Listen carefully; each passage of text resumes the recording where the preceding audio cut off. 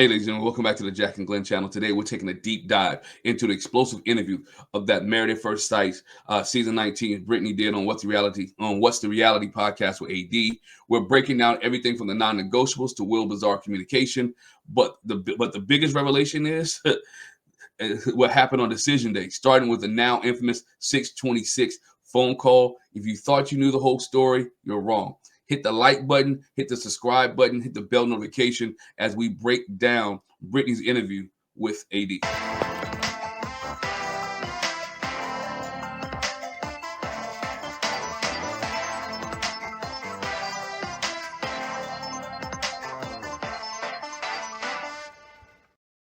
Well, let me set the stage here, right? So Brittany sits down with AD on What's the Reality podcast.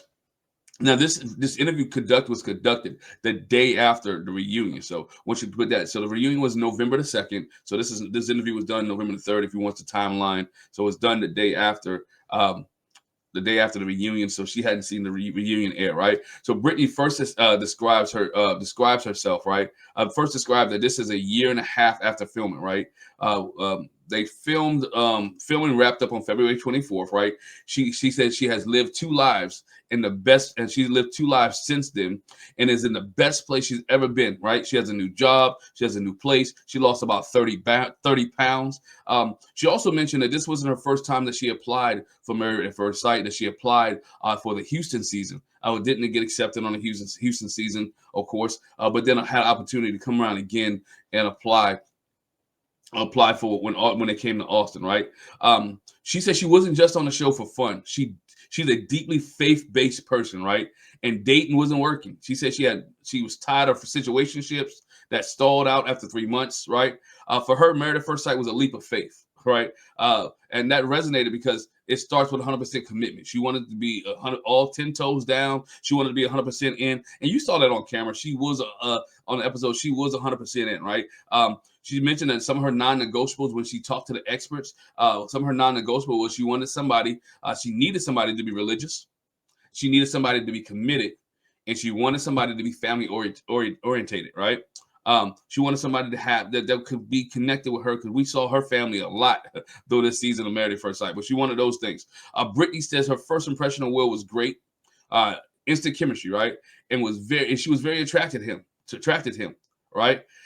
But she said she also liked his lips. She said the lips were the thing for her, right? The lips were the thing for her. First, the faith issue, right? Brittany reveals that that they had an off-air conversation. On day 2, Will admitted that he was not actually religious. Now, we know that because we saw what she may not, her dad or mom may not have shared with her, but we saw that when Will was talking to her dad after the wedding at the reception, and he was talking about the Crusades, and dad asked him, did he go to church? And Will gave his whole answer. Instead of saying, no, I'm not religious, give the whole answer. Now, AD said, I'm not AD. Brittany said her mom was like, oh, Lord Jesus, this ain't. Her mom figured out then when Will was talking about religion with her dad that this wasn't going to work out. She revealed that her mom thought it wasn't going to work out because of the religious aspect, right? Brittany said she needed a man who puts God first, right? Hey, we've seen this. Excuse me. We're seeing this on a lot of shows. We're seeing this on Ready to Love right now. A lot of this is religion plays a role in marriages, right? If they're gonna stay together or not. She immediately knew this was a mismatch, and her number and was her number one This was her number one non-negotiable, right? Then we shift to the intimacy, right? AD had her sister come on and ask a couple questions. Her sister asked a question about the infamous intimacy shift, the sex issue, right? This was a huge turning point in their relationship, right? After a beautiful, natural night together, Brittany said, they had an emotional reaction afterwards. She said it was natural, the sex felt good, everything was wonderful, but she had a freak out moment because she hadn't been intimate in a long time, and that her and Will hadn't used protection, right? And Will's response was to immediately jump to a solution, right? Let's not do this again. And Brittany said she took that as rejection, right? It was nothing wrong with the communication, nothing wrong. I mean, it was nothing wrong with the sex. It was nothing wrong with that. It was just the fact that she felt rejected when Will said, let's not do this again. He didn't know how to operate or didn't know how to communicate to her to meet her needs. So they talked about that. She said the core issue between her and Will was communication, right? Brittany's style was more pushy and more up front. And she wears her emotions on her sleeve. And Will, however, was like he internalized everything, right? He internalized all everything that was going on. She even joked how he was like a computer who always analyzed everything. And we saw it throughout the season, right? Everybody was like, oh, that's a very Will answer. Oh, that's a very Will answer. So they even joked, everybody knew that Will acted like a robot. Even later on in the conversation, they talked about Will watched it back. Excuse me. When Will watched it back and they had a conversation about it, and Will was like, dang, did I really act like that? I really was a robot? Like, he didn't know he was even communicating like that. So she said her and Will discussed that later on. She also said that the emotion of the thing really got to her, right? She really was emotional about the situation. I really wanted AD to ask about her walking out and leaving, but that never happened, right? And she said she realized that she was pushing for a reaction he couldn't really give, right? That she was pushing for a reaction that he simply couldn't give, and she finally understood that, right? She also talks into about there was a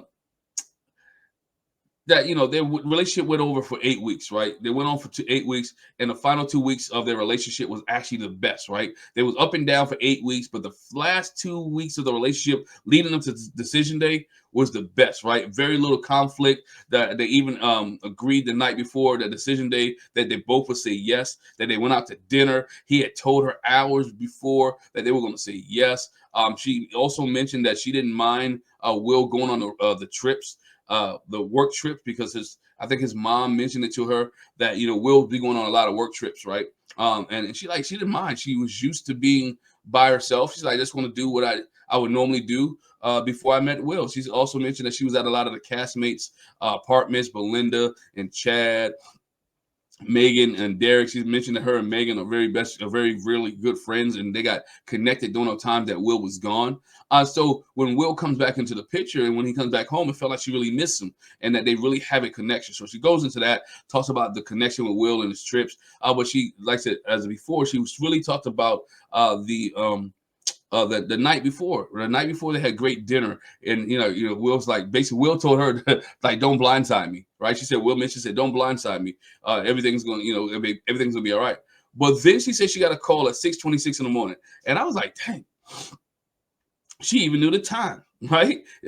She said she got up early. She mentioned she had also texted him the night before. I didn't get a response. She texted him that morning, didn't get a response. She's like, maybe he's not up early up yet.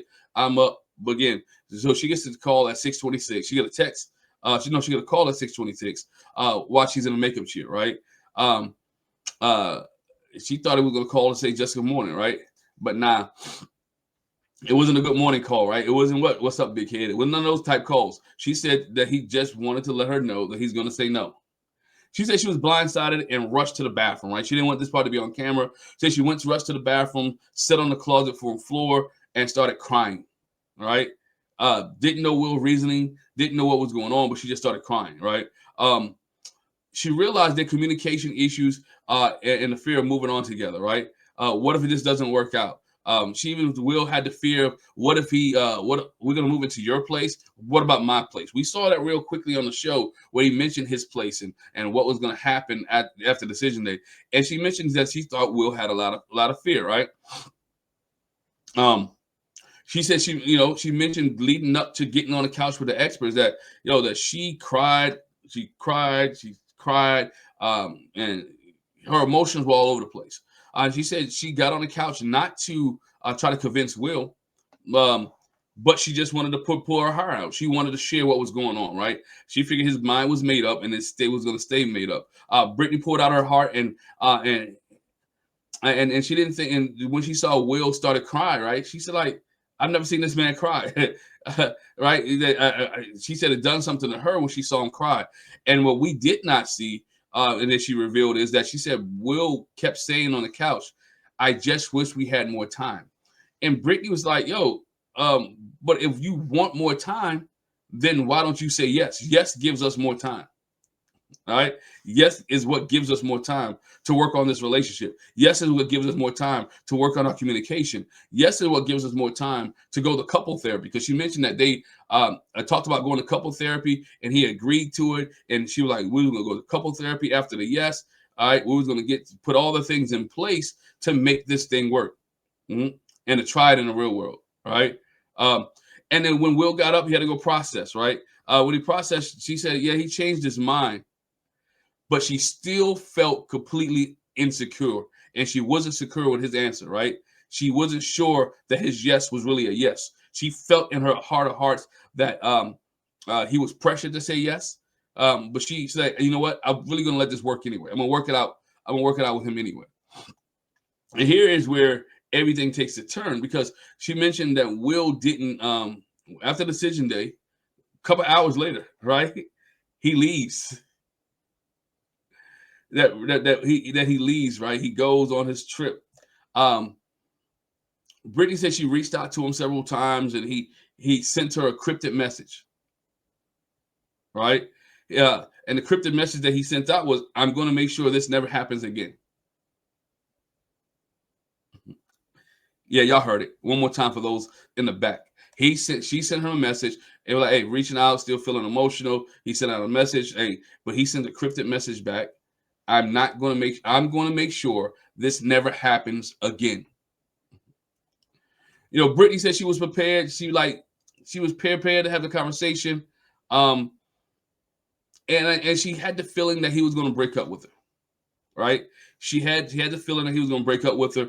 And, they didn't have a conversation anywhere else. He comes in with his bags. She mentioned that he walked in, sat down with a suitcase in a cold way, right? Very cold, very calculated, and just said, hey, I don't want to do this anymore. And this is what we've seen. If you watch the reunion, you saw him. She saw her walking into the closet. Saw him walking to the closet, her kind of begging per se, right? And he delivered a knockout blow saying things like, I don't care about you, right? She said he was just so cold. I don't care about you. I don't want to do this anymore, right? And again, he later explained his cold behavior to Brittany, saying that, hey, he was being mean on purpose, so he wouldn't have to turn back around, or he wouldn't have to come back, right? And she said, just like that, is over. AD didn't bring up the letter situation that we saw in the reunion, because I wanted to know too, like, they didn't bring up the letter. But then we find out that after the reunion, just as, remember I told you, the reunion, the interview with AD was filmed the day after the reunion. So just a few hours before she sits down with AD, she said she was out with Jalen and Belinda and Megan. All of them were sitting at the bar, and Will comes down, right? And she said the biggest surprise was that her and Will, right, sat and talked for 3 hours, right, at the bar. They both apologized for everything. Will admitted watching the show back, it was tough, right? He said he didn't realize that he talked like that and that he was actually a robot, really. But she said this moment was the closure that she needed. She said her and Will held hands. He looked in her eyes and basically had a decent conversation for different people, for a different conversation than they had on TV. He actually communicated. Maybe it was the cameras. I don't know. But she said her and Will is in a good spot. They're friends. But not somebody she'll hang out with every day. It's over. She's moving on.